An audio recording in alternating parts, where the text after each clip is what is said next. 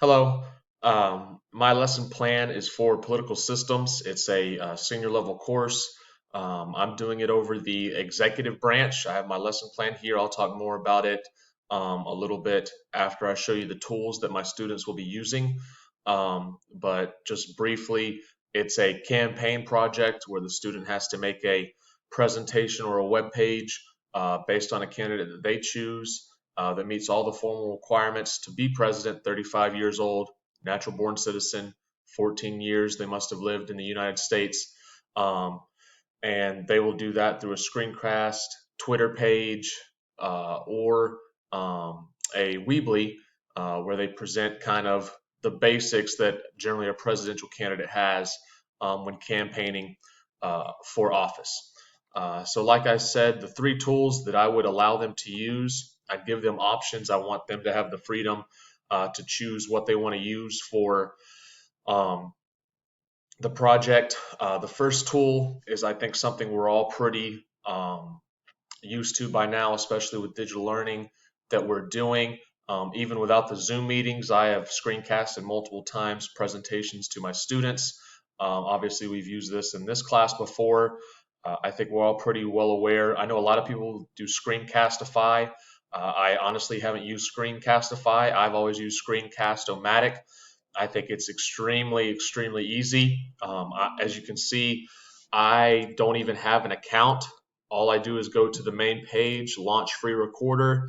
It gives me a border that I can change the frame size here. As you can see, right now it's permanent because I'm being recorded, but it generally gives you a couple options over here in the left-hand corner of how you want the screen to be.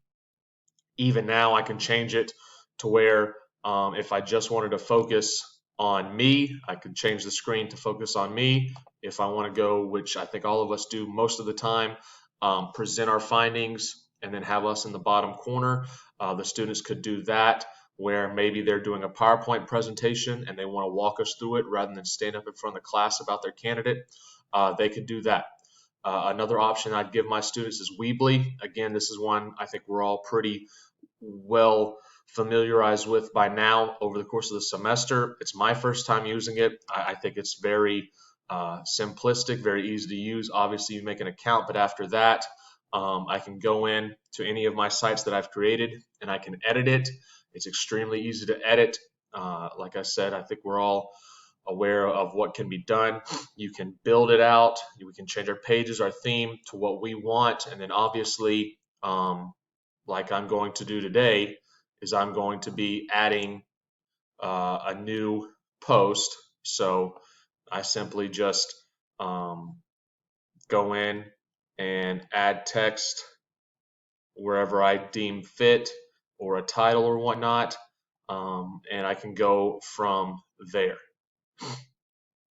So that's Weebly. And then last but not least, I can do the Twitter where they could create a page. You make an account.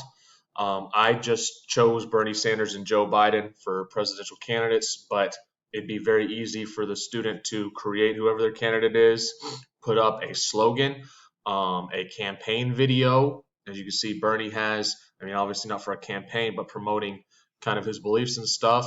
They can also put in maybe various tweets, some of their points of view on their platform. Joe Biden's the same way. You know, they have a picture, generally a slogan, some sort of poster that represents them. I think Twitter's a good, easy way for students to do that, and a lot of them are familiar with it. All right.